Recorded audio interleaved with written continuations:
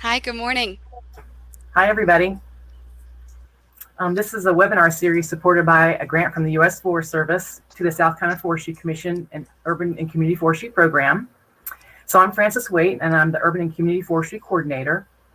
The program's mission is to help municipalities and counties build capacity in their own urban and community forestry programs. And we're partnering with Plan Green today to provide today's webinar. And I want to welcome you all to our Planning Commissioner webinar series to give commissioners and advisory board members like you the tools to help when you're having discussions regarding trees and urban forests. Our speakers are going to discuss how their cities have worked to integrate urban forestry into the planning process by utilizing policies and ordinances and giving you some ideas and concepts to consider in your decision-making processes. Today's subject matter will also help communities with their comp plans and tree ordinances. And Chris, would you please walk us through some webinar features so we can let attendees know how they can fully participate? Perfect. So I want to go through some housekeeping stuff first. We want to make sure that you guys can see and hear everything that we're talking about and that you can participate. So the first thing I want to talk about are polls. If you look on the graphic that's showing up on your screen, it's going to show you where polls are. If you look at the bottom towards the right-hand side, it's going to say polls, and there should be a number 2 next to it. Throughout the webinar, we're going to have you guys answer some questions. They can be questions about your community, questions about you, but it just helps us get some information about you all so that we can tailor further programming to you. So please take a look at the bottom of your screen, make sure you can see the polls, and if you have a minute, just go ahead and answer the question that's presented there. The next feature that we have is called Ask a Question, and it's to the left of the polls button.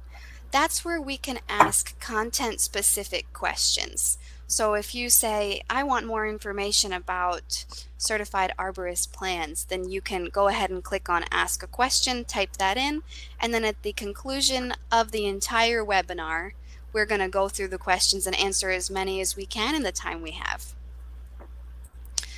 The next feature is the chat box. In the chat box, many of you have been doing it already. You've been saying hello. You've been saying, hey, this link's not working. That's exactly what it's for. It's for webinar-related items, such as I can't see, I can't hear, but not content-specific. And we do have Lau Sharp, who is manning the chat for us. So if you know Lau, feel free to say hi to Lau in there, and he's going to help you guys as we run into issues or if you have questions about the platform. Perfect. With that, I'm going to turn it back over to Frances to do a quick thank you. Thanks. I wanted to say thank you to the funders and participants of today's webinar, the USDA Forest Service, the South Carolina Forestry Commission, South Carolina local planners, arborists, foresters, urban forest volunteers, South Carolina board and commission members, and forestry advocates. And without your continuing interest and support, we wouldn't be able to provide this programming. So thank you for participating today. And okay, the next thing that we're going to go over is what kind of credit can people get for participating. I know this could have been a little bit confusing on the last webinar, so I wanted to go over this. You can receive SCPEAC, ISA, and AICP. For board and commission members, SCPEAC is the South Carolina Planning Education Advisory Committee. And that's where you're getting your continuing education units. If you need any of these continuing education credits, please just email me at christyna.lepetiuk@gmail.com, and I will show that email in just a minute. But just email me and let me know what you need.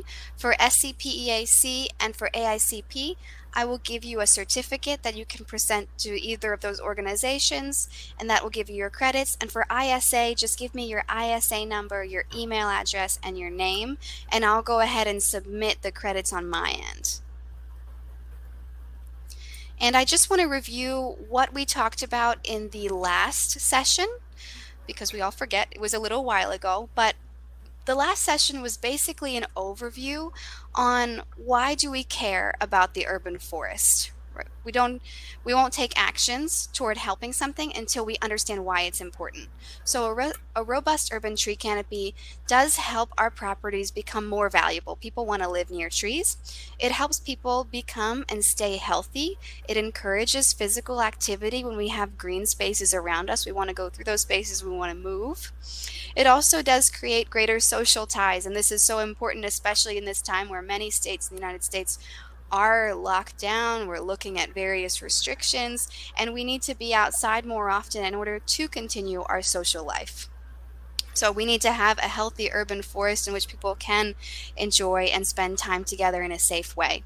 Finally, it does create jobs in our communities, and the work that you all are doing as planners, as arborists, as board and commission members, parks and recreation specialists, it really does change the way that our landscape looks. So you're basically changing someone's life view if you're showing them something that is beautiful, a robust urban tree canopy, and that is extremely important. We've seen multiple studies that show the positive benefit of that. And I'm going to turn it back to Francis to just discuss real quick what exactly is this training series before we get any further. So this type of training was requested from our stakeholders, and it's part of a 5-session online training program to train South Carolina Board and Commission members on how communities are developed and maintained when the urban forest is part of a community's planning and taken into consideration in decision making. And this series is aimed at planning commissioners and how they can look at other communities. We've got two going to be talking today, one from Georgia and one from North Carolina, have achieved their goals, and they're going to help you with your decision making on a daily basis during the meetings. So back to you, Chris. Great. With that, I'm going to go ahead and introduce David Shostak, who's the city arborist for the city of Alpharetta. David Shostak has worked in Alpharetta for 14 years. That's how he's been there for a long time, and he's done a ton of work to incorporate planning and urban forestry so that when they are planning and doing redevelopment, new development in his city, they are taking into account the urban forest and that it is required. So he has a dual BS in environmental forest biology and resource management from SUNY College of Environmental Science and Forestry, a Master's of Science from Auburn University, and he's also completed graduate level coursework and research from the University of Missouri-Columbia. David's an ISA certified arborist and an Alabama registered forester. With that, I'm going to turn it over to David.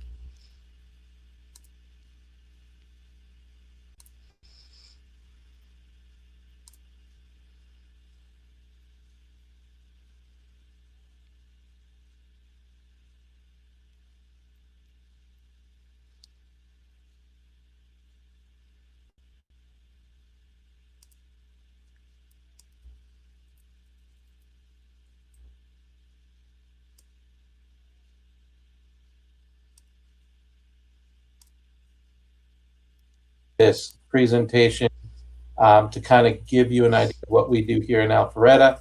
And at the end section, I've got just some examples of where we've done it, so what they look like now after the fact. So today I'm going to talk about identifying trees for conservation early in the planning process. So why do we do this? We do this because in Alpharetta, Georgia, we like trees and we believe they have value. We all know and we have all heard of the different values associated with trees. And because we do like trees, we've made it a code requirement. So for any plans that are submitted, we require this information. And we also require that reasonable efforts are made to save specimen trees. And we call that an alternate design. So we require all of this for plans, but if you have to go to a public hearing, we also require that information to be provided at the public hearing. So on some of these slides, you'll notice there are links, and the slideshows, I believe, will be available later. But you'll also have those links to check out our website and information. So how do we do this? We require all of the information early in the process for all public hearings or land disturbance permit applications. And we do this by having a staff level review of the proposed site plan which includes the tree survey and arborist assessment, and then I go out and do a field verification. Based off of that, along with my other staff members, we provide comments and a staff report that turns into proposed zoning conditions. Those zoning conditions may be save this tree with this number. It may be save this grouping of trees. It may be tree save area at the rear of the property or the front of the property. So those are all things that can become zoning conditions. So as you can see, this is our public hearing application. And part of that application for required information is that circled little box. That circled little box says specimen tree survey and arborist report. The right side is the checklist items that are required for the tree survey and the arborist report.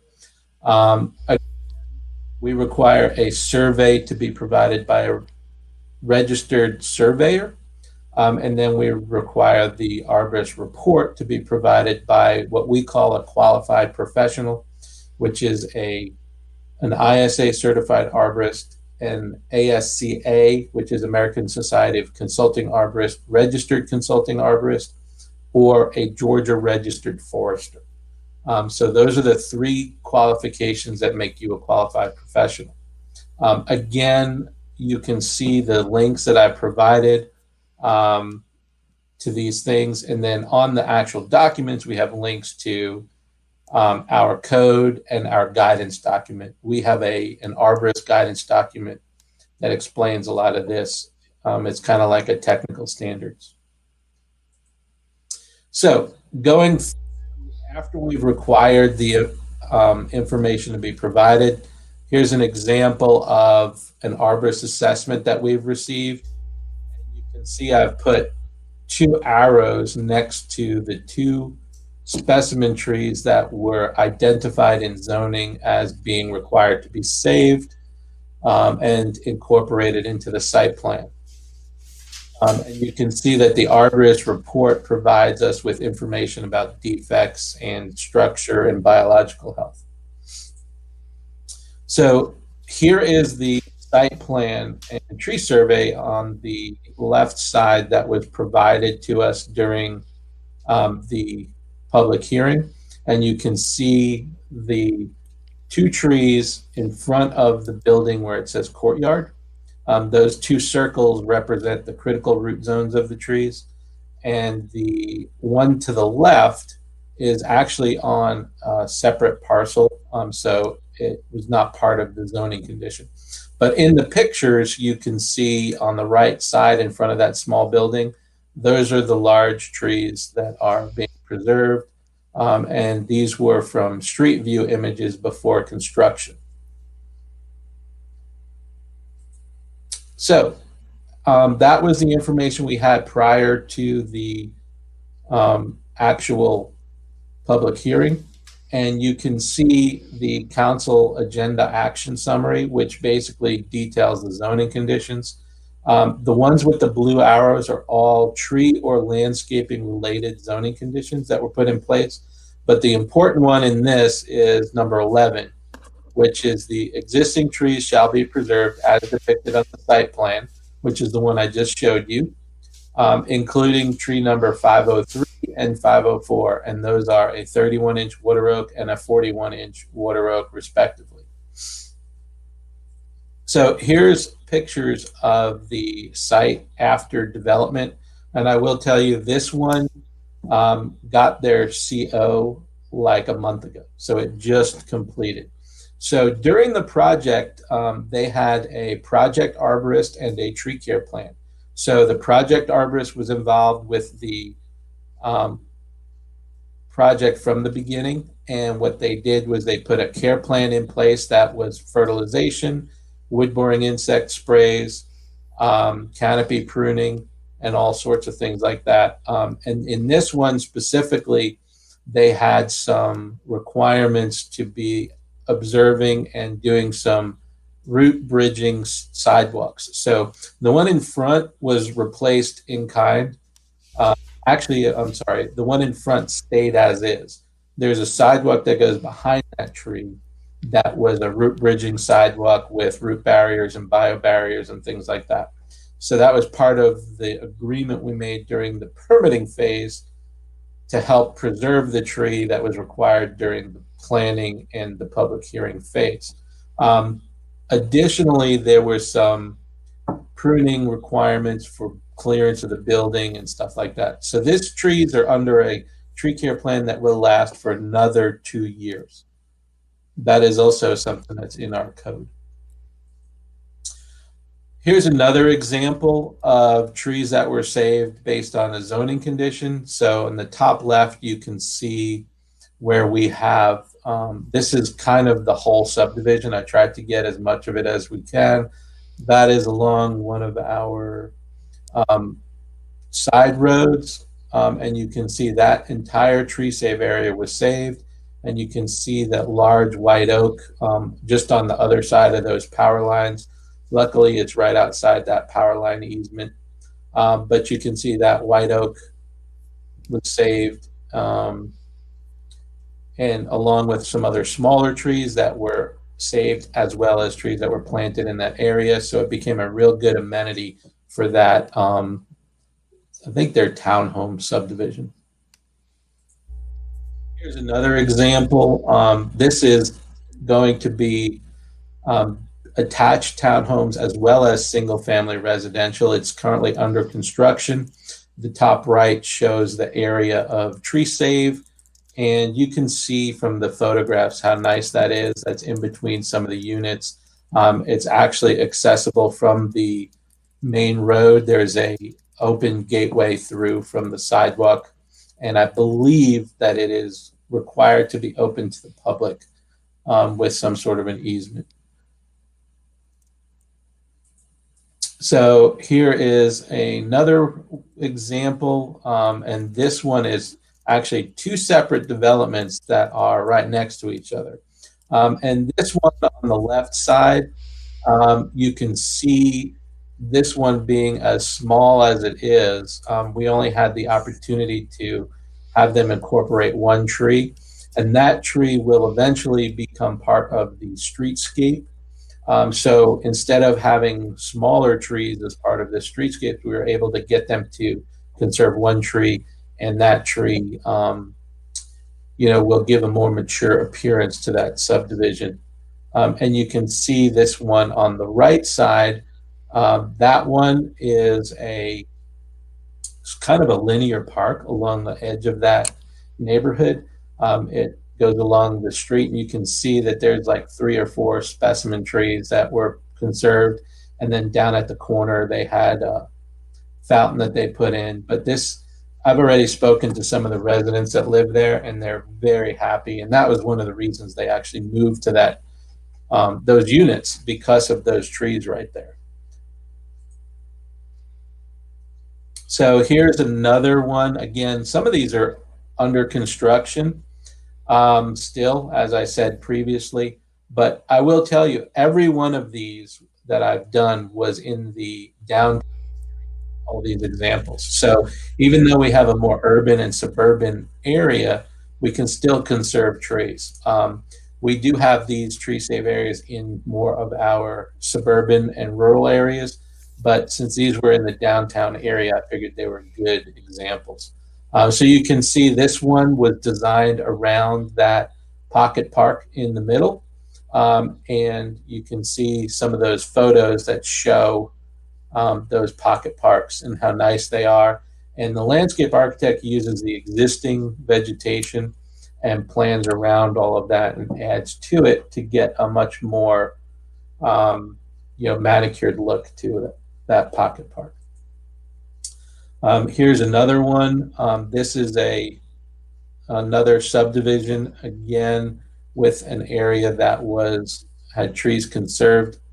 This is actually I don't know the proper term, but maybe it's a assisted living and over 55 subdivision.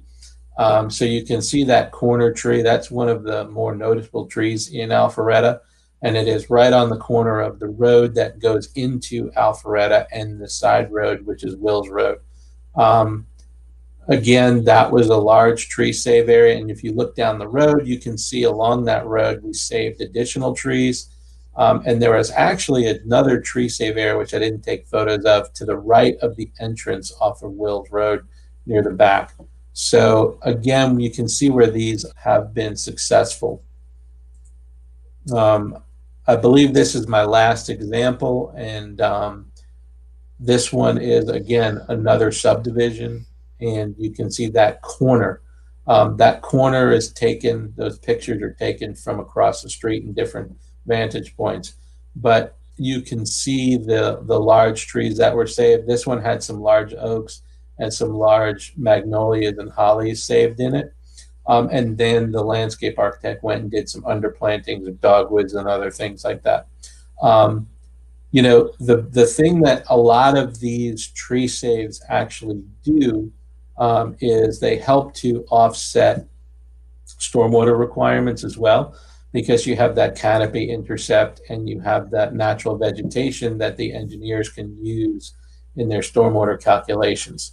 So again, you know, this is my last example, and we start early in the process to make sure that we can identify trees that can be saved, and we make sure they are protected and conserved throughout construction, and we do make sure they are cared for 2 years following construction, and we do hope that these get incorporated into the stormwater system in one way or another.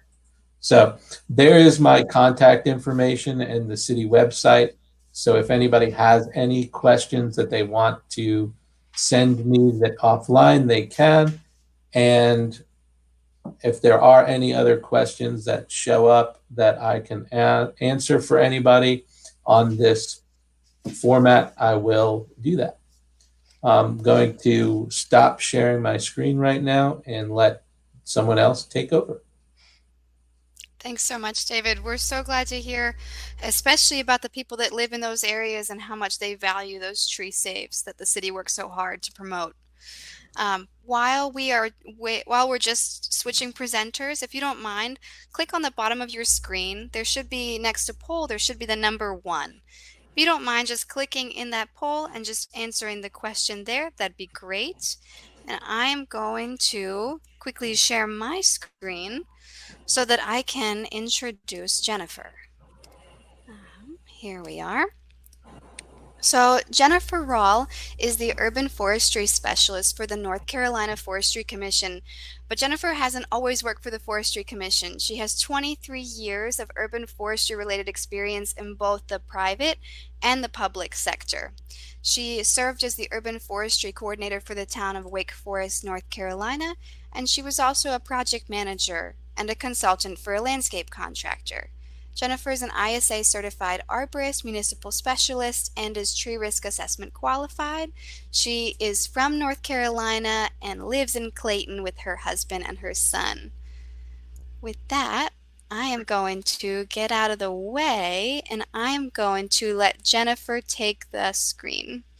So let me just, okay. Jennifer, are you able to connect? Yes, I'm connected. Thank you. You're welcome.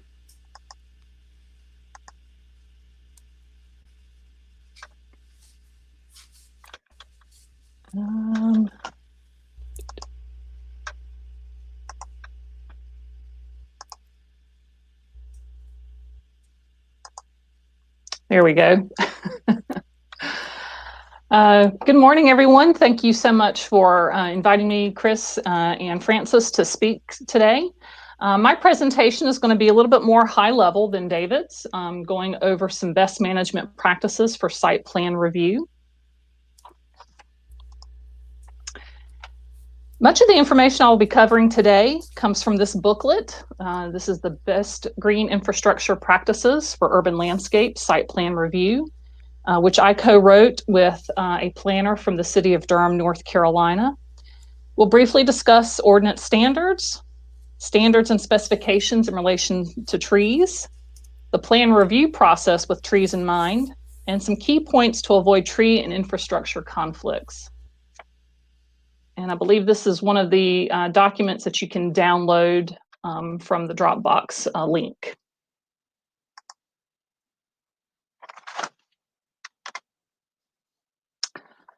So first of all, ordinance standards.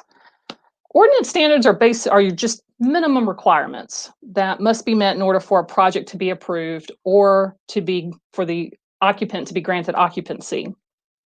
Ordinance uses language such as you must or you shall. So that is the law of the land, so to speak.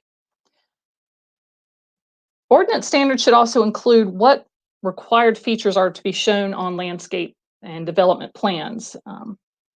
As David has already mentioned in his presentation, some of the ordinance language and a checklist of sorts of what information should be included on the site development plan in relation to trees. But ordinance can also include some allowable alternatives or incentivizing such alternatives. And that's one thing I see in a lot of communities. They fail to allow various options or take into consideration there might be new technologies that have come online that will allow developers to meet the standard, but maybe in a little bit different way. The pictures here are the top pictures. Actually, let me turn, oh, sorry. Wrong thing. I was going to use this little laser pointer. The photographs here at the top are from the city of Raleigh. The folks here are actually installing root paths, which helps channel roots to grow under the sidewalk and then out into an open green space behind the sidewalk to help minimize sidewalk lifting. New technologies such as silva cells or strata cells to provide that root space for trees to grow and still provide the structure necessary for hardscape above. Or even stormwater devices such as this, where the stormwater comes in off the street into these collection boxes that are planted with trees and vegetation and holds that stormwater and releases it slowly into the system. Ordinance language can often be difficult, confusing, or even contradictory. And input from all stakeholders is necessary in order to ensure that standards are fair while meeting the needs of the community. Tree-related language within an ordinance should have input from or be reviewed by an urban forester or arborist. If your community has an urban forester on staff, is that person involved with the ordinance or with the plan review process? And if not, that person should be involved. If your community does not have an urban forester, consider contracting for services for input and review during ordinance development or revision.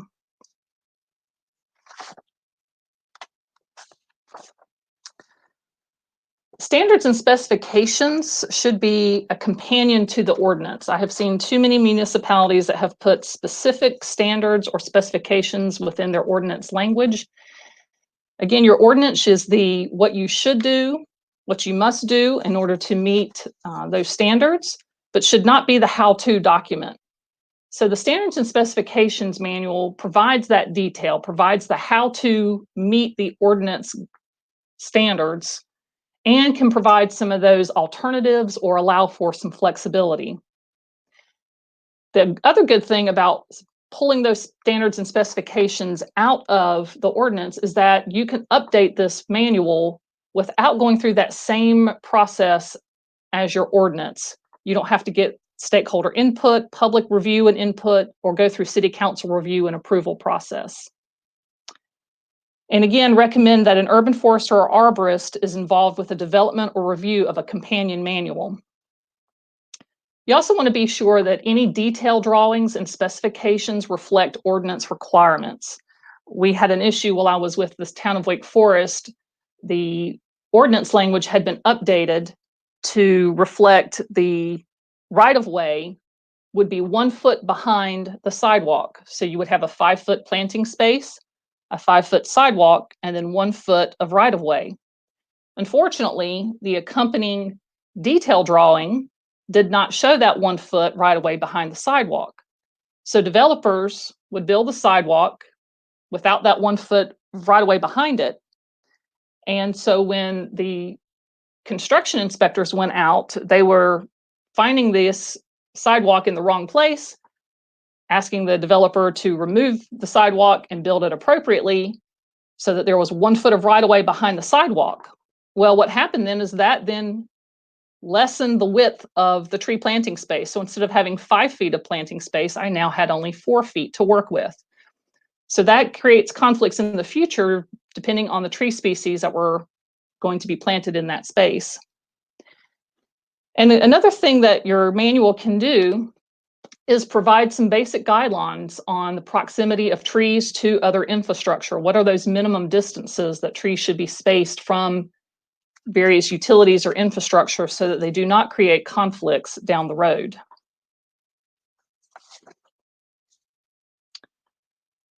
Any plant-related standards or specifications should also be research-based and industry accepted. The American Standards for Nursery Stock has some great information about how trees and shrubs should be grown, what sizes they should be at certain stages of life or in container sizes. The other thing that we have seen a lot of, and this tends to be more on the designer side, but I have seen some ordinance language or standards manuals that have what we call the double spec. And I'll enlarge that so you can see. Where a plant has been specified not only by its size, at planting it should be 18 inches tall, but also by container size. I have seen too many plans that say they want a 24-inch Carissa holly in a 3-gallon pot. Well, as you can see from the photographs here, that is not possible. Carissa holly does not grow 24 inches tall in a 3-gallon pot. It doesn't even grow 24 inches tall in a 10-gallon pot. And depending on the budget for the project, if they have a 3-gallon budget and you're asking them to plant an 18-inch tall plant, they're going to be over budgeted, or the plant goes in at a 3-gallon and it's going to be rejected because it doesn't meet the height requirement. So talk to your local nurseries and find out how various plants and trees are grown and sold in the nursery industry so that you are aware of what the specifications should be when you see them on plans. Another part of your standards and specifications, you may want to include an approved species list. An approved species list can help ensure that species diversity, can guide selection of appropriate species based on a usage category or location. It can help limit the overplanted, poor performing, or insect and disease prone species. And it can help prohibit the planting of invasive species. Also consider what is locally available in nurseries. This limits the back and forth approval of substitutions. If your local nursery doesn't grow chalk maple, then it should not be part of your list and should not be showing up on the landscape plan either.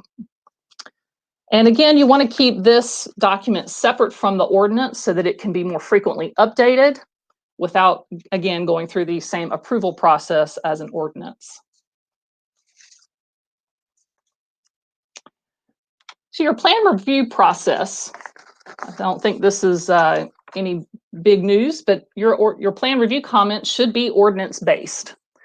Keep them, the recommendations to a minimum, or recommendation comments can include information such as best management practices for plant cultural requirements and may reference a separate landscape manual for further details.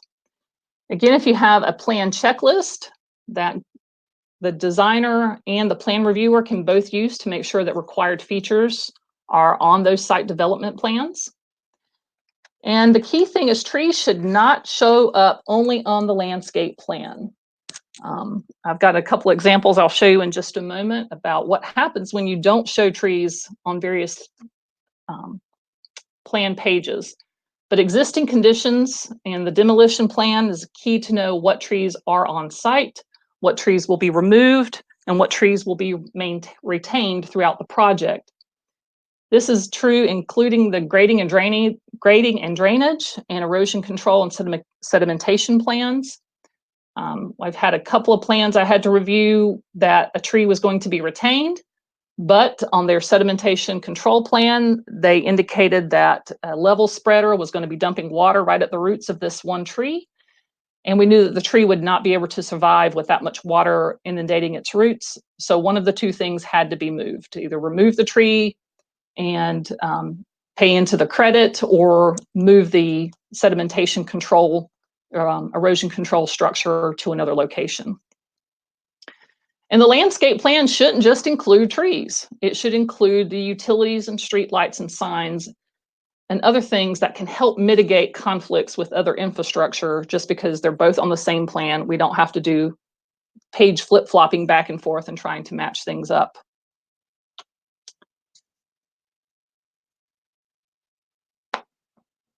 Another great key is to compare your plan to either an aerial image of the site through Google Maps, or conduct a site visit to verify the existence of features on a plan.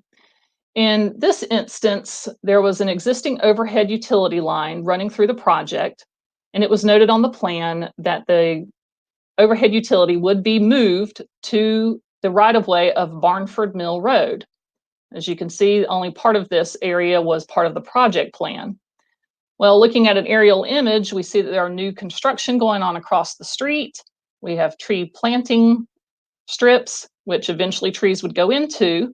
So that begs the question, if this power line gets moved from cutting across the project site, is it going to run down one side of Barnford Mill or the other, and what potential future conflicts might there be? And can head those off at the pass.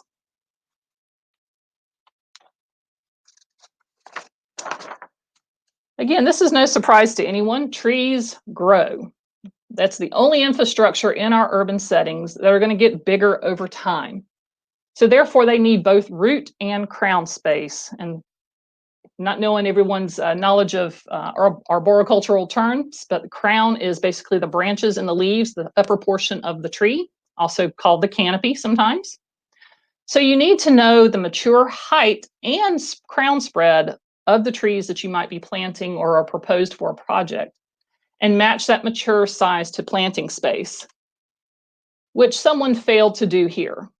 Obviously, this tree will not survive in this space, and even if by some miracle it did, it would be a future maintenance nightmare, constantly pruning the limbs to keep them off of the building. And the other key point is that trees are the only infrastructure that appreciates over time. They're only going to gain value the larger they get. Everything else depreciates as soon as it's put into use. Just like when you buy a new car and drive it off the lot, the value of that vehicle depreciates as soon as you leave the parking lot. Trees are the opposite. They are going to appreciate in value the larger they get and the longer they live. So to make sure that we keep that value, we want to continue to avoid conflicts with other infrastructure. Trees and sidewalks are a huge issue in municipalities, with roots uplifting sidewalks, creating trip hazards and maintenance issues for your streets department. So a couple of strategies: just widening the planting space, giving the tree more room between the curb and sidewalk to grow. Or consider butting the sidewalk up against the curb and planting the tree behind it, because then it would have all of this open lawn space for much of its root system to access and continue to get water and nutrients and oxygen. You also can look at choosing trees that have a smaller root flare. The root flare is this portion here along the trunk as it flares out into the roots. The closer to the trunk, the larger the roots are, the more likely you'll get lift under the sidewalk. So if we choose tree species that are smaller, don't have such a large root flare, they might survive in a smaller planting space like this. And again, going back to some of those new technologies, what technologies could we use? The silva cells, root paths, structural soil, or as David mentioned, root sidewalk bridging, where we would actually kind of create a little bit of a bridge, a slight uphill over the root system of this existing tree to give the roots space to grow and eliminate the trip hazard here with the sidewalk. Trees and overhead utilities. It's a huge problem. We see this all the time, and you got to wonder, who thought to put this large tree directly under the power line? And this is where ordinance language needs to really spell this out. And it can either be very general, small trees shall be placed under overhead power lines, or more specific. But you want to specify a maximum height and spread that a tree will be allowed to be planted either under or near. We often forget we plant something behind the sidewalk. If the tree is going to grow to a 40-foot spread, it's still going to interfere with the power lines. So you want to be able to specify a maximum height and spread that's allowed under or near. Place those underground utilities outside the planting strip. I know a lot of utility companies want to place, they call this the utility strip. Nope, that's a tree planting strip. You put your utilities behind the sidewalk or in another easement location. And then again, minimum planting distances between the trees and utilities. And that includes not just the overhead utilities, but sewer cleanouts and water meters, stormwater inlets, gas lines, hydrants, to name a few. Trees and streetlights are another common conflict in our urban landscapes. So you want to be able to show the location of streetlights on the landscape plan as well. And again, specifying the minimum distance that a tree is allowed to be planted next to a street light. And for your commercial developments, lights don't have to be in those parking lot islands. Reserve the islands for tree planting and put the light pole out in the parking lot, all standalone by itself. So I've got an example to show you what happens when you don't show the lighting on the landscape plan. As you see this beautiful full canopy lace bark elm, if you look right here, there's a sign indicating that there is a stop ahead. So that's one conflict. We can't even see that there's a sign indicating there's a hazard ahead. We look a little closer and there's some sort of black pole just behind the tree. That happens to be the light. It was the light fixtures were all on one plan sheet and the trees were on a separate sheet, and nary the two shall meet. The result? Well, the tree gets removed so that the light can function as it was intended. So we've lost the benefits that this tree provided to this streetscape because of its poor placement in relation to the light. But it's not just lights, it's other infrastructure as well and buildings themselves. So placement is key. We want to be able to put those trees where they will not interfere in the long run. You can see that this crepe myrtle was planted too close to the building.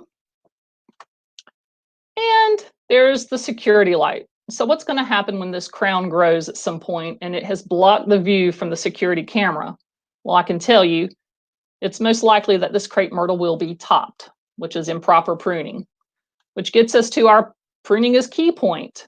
Trees can be pruned to improve visibility, either underneath the canopy by raising the crown, cutting off some of the lower branches, or doing some pruning on far extending branches. Proper pruning can be done by an arborist and can open up the canopy and allow for more visibility under or through or around the tree. But again, species selection is key.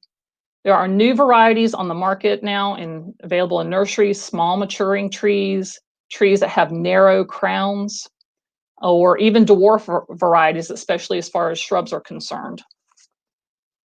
And again, what happens when we don't have specifications?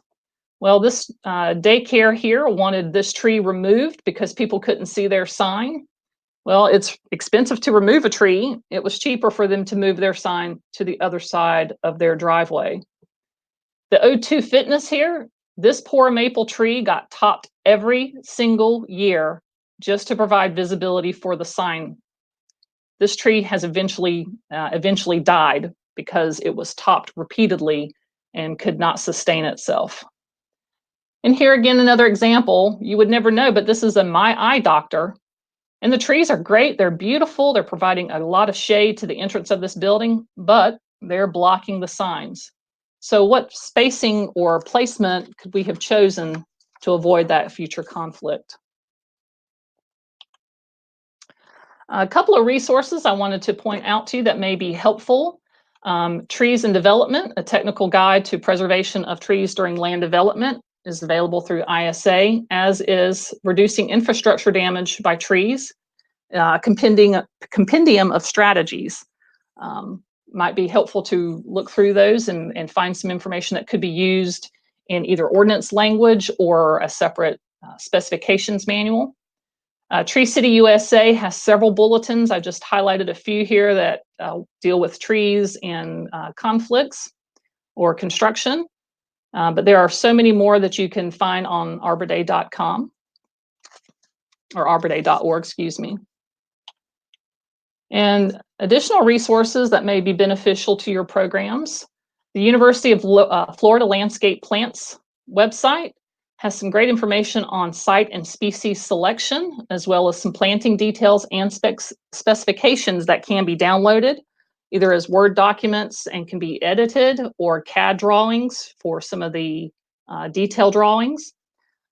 But I really appreciate their tree fact sheets, which has a lot of helpful information, especially about mature height and spread of trees. And I also use the Missouri Botanical Gardens Plant Finder because it has several various cultivars, not only of trees, but also of shrubs and other plants. So if you're looking to find more information about maximum heights and spreads of plants, those are some great resources. Not that they have everything that's out there, but that's usually my first go-to. And if I can't find it there, then I'll search Google. So that concludes my presentation, and I will stop sharing and turn it back over to Chris and welcome any questions that anyone may have. Perfect. Thank you so much, Jennifer. There's a ton of great information in there. And I just want to reassure everyone that I'm going to go ahead and share my screen. Yeah. That's okay. That the information and the slides that Jennifer and David both have, they are... I can't figure out how to... Okay, that's okay. I did it. The information that Jennifer and David both have with regards to their slides, I'm going to send them out to everyone in an email. So I know probably a lot of you are writing. Don't worry, you're going to have access to those slides. Also, we're going to send out again those resources that we put in the beginning of this presentation, just because I know that not everyone's going to be able to have them through that method, and I think there was some issue with the link. In any case, thank you so much, Jennifer. That was so much good information. If everyone doesn't mind, click the poll on the bottom of the screen so that you can answer some questions about how Jennifer's information that she's sharing relates to your community and what you'd like to see happen in your own community. I do just want to take a moment and kind of bring this back to where you all are as board and commission members, and just look at what is your role in urban forestry. So some of the things that Jennifer and David were bringing up were looking at the different technology that's available for use now. Is part of your role promoting that technology? Is it developing a community tree plan? Is it looking at the current street tree ordinances that you have and promoting some revision to them? Is it maintaining close relationships with utility companies and just working with utility companies to try and make sure that you don't have these intersections of green infrastructure and gray infrastructure where the trees are right underneath the utility lines? So this is just a good list to look at and see, what kind of thing do you want to work on next? Also, just some general and a good site plan that we came across was, how do you promote, for example, green fingers within site plans? You see that the line of trees is coming through the plan, and that's really connecting the urban forest. Also, using native tree species or site-appropriate tree species, like Jennifer was speaking about, making sure that it's actually an appropriate species for that site and you're not going to have a conflict. Also, perhaps using signage if it's a parks and recreation property, and using plantings that can benefit wildlife. This is especially good if it's some kind of a demonstration project, and that can really help get the community involved in those kinds of things. I apologize, something has happened. Just give me one moment. Okay. I'm also just going to quickly go through making sure that we are using the opportunities that we have to utilize the urban forest. So we really do want to be providing shade. We want to be reducing air pollution when we can by providing trees in a appropriate spot near roadways, reducing noise, calming traffic. And this is just a good example of when you have a wide open street that has no trees on it, you really are going to have no street calming, traffic calming mechanism unless it's a gray infrastructure mechanism. Whereas the street on the left, you can see that there are trees in the median, trees on the side of the road. So we really do want to promote tree plantings along our streets wherever we can. Also, we have this slide, if you dream it, you can do it. And helping you do it is the community toolbox. So every community has to have a set of tools that they use to promote urban forestry, whether that be street tree ordinances, a community tree plan, wording in your comprehensive plan, your plan review guidelines, tree demonstrations, and we can't forget about just funding the urban forestry program or community tree program. With that, I am just going to flip back over to the crowdcast so that I can get Frances back online. And she's going to discuss a project that the Green Infrastructure Center is working on with the South Carolina Forestry Commission, which is a toolbox. It's an urban forestry toolbox. Thanks, Chris. I just wanted to let everybody know that we're working on the Planners Forest Toolkit, and it's going to provide planners with a suite of policy tools and practices to expand or conserve forests. It's going to include examples of successful forest conservation policies from across South Carolina and best policy practices. And counties and municipalities are going to be able to utilize these to inform their comprehensive plans. And so we're really excited about that, to have that kind of material all in one place, kind of a one-stop shop to kind of help take what you need out of that toolkit. So keep an eye out for this. We think it's going to be ready around the summer of 2021. And some of you may have provided input into this process, and we really appreciate your help with that. Perfect. Another part of the toolkit that we want to mention, and can everyone let me know, can you see this urban forestry site design? I apologize. Can everyone see my screen, the Urban Forestry Site Design and Community Planning Guide? It looks like three of us are on it, like me, you, and that. If you can make that bigger, I don't know if you can make that, just cover the whole. Yes, I apologize. Let me. So this is something that, Chris worked on to help planning commissioners really think through a site and be able to kind of communicate, hey, here's some ideas that we might want to consider. And so go ahead, Chris. Yeah. So like Frances said, these are ideas that you might want to consider as you're working on revisions to your ordinances, as you're looking at site design, as you're trying to look at new and redevelopment and how you can really encourage people to integrate green infrastructure into the plans that are coming through your community. So it's broken out by the type of natural resource. So for example, if you're looking at a plan that has an intact forest or a cluster of trees, it provides a list, 8 questions that you can look through, and you can say, does this apply? Does this apply? How can I better make sure that I'm keeping the trees that are on site already on site and protecting them? The other categories that we have here are specimen champion trees, open space, green and complete streets, vacant lots, stream corridors, commercial areas, and forested wetlands. This is one of the documents that I will email out following the conclusion of this webinar, along with these Jennifer and David slides and the 2 resources that Jennifer had provided for us. So again, I know that both David and Jennifer had a lot of really good resources, so you will have access to those.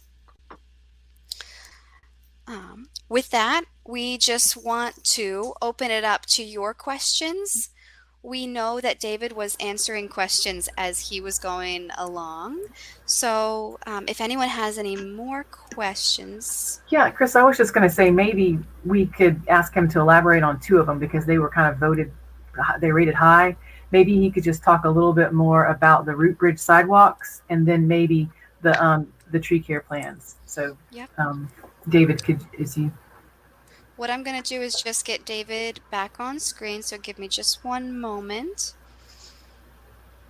So that and then if he only had time for one, because we're kind of running into an hour, maybe just talk about the tree care, the root bridge sidewalks, because that got the highest. Okay. All right, I'm back. Okay, so one of the things that we do is if we are needing to construct a sidewalk or parking lot or anything like that over the roots of an existing tree, we use what we call a floating sidewalk. Some people call it root bridging, but basically it's a process where you pour concrete on grade. And when I say on grade, I don't mean right on top of the roots. We typically have some sort of a gravel layer, or we have a couple of details that I've worked with different landscape architects to develop that we use depending upon the situation. So you're basically putting either a geotextile or a geogrid layer or a gravel layer with something that holds the gravel in place on top of the roots, so you can actually have a level section for the sidewalk. And then we pour the sidewalk on top of that gravel layer. That way you keep the gravel is what separates the roots from the concrete. It still allows oxygen and moisture to run horizontally underneath to get to the roots. And it actually provides for the sidewalk that you need without damaging the tree. The one thing that we do require underneath that gravel layer is something called biobarrier. It is a fabric that's impregnated with an herbicide that prevents root growth. It doesn't kill the roots, it just prevents root growth. So we have that be the layer on top of the soil surface, and then we have the gravel, and then we have the concrete. So that's kind of what I'm talking about when we're talking about root bridging. We have also done an actual bridge over roots, which would span it. So, you know, that's a little bit more structural, and that's typically designed by an engineer versus a landscape architect and an arborist. So we have done true root bridging in certain situations as well. So that's kind of the basics of it. And if anybody wants, I can kind of look for my details and share those. I don't have a problem with that. Those root bridging details aren't available on our website because we just use them project by project basis. Those aren't really our standard details. Great, David. If you could send those to me, I'll be sure to send them out Sure. to the whole group. Perfect. Yeah, I could do that. Excellent.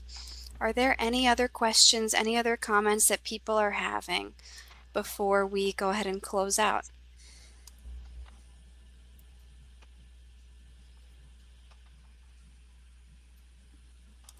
Okay. Well, thank you all for participating. We really appreciated having our speakers online. We appreciated having all our participants online. What I want to do is just remind you that if you need continuing education credits, please email me at the email in the chat box. I will take a look through the list of participants. If I already had you before, I will go ahead and just send you your certificate already because I remember. But if not, just send me your information and we should be good to go. Thank you all again. Great. And one last thing, I'm going to pop up one more poll onto the screen. If you don't mind just taking that one before you log off, that would be phenomenal. Hey, Chris. Yeah. Just to piggyback on Dave's explanation of the root bridging, the reference I mentioned in my presentation, the reducing infrastructure damage by tree roots, available through ISA, International Society of Arboriculture. Also mentions that root bridging, as well as some other strategies that communities may use to ensure that trees' roots do not impact sidewalks, kind of to prevent those infrastructure conflicts as well, or what you can do if there's an existing conflict. And it mentions the root paths, which is something else I mentioned in my presentation, the root bridging, steel plates, foam underlays. There's a bunch of information in that. That's a great document to have on hand as well for another way to provide alternatives for meeting ordinance standards, or especially if you're having to repair sidewalks next to existing trees. That's great. Thank you. We appreciate that. Okay. With that, everyone have a great day. Thank you. Thank you. Thank you.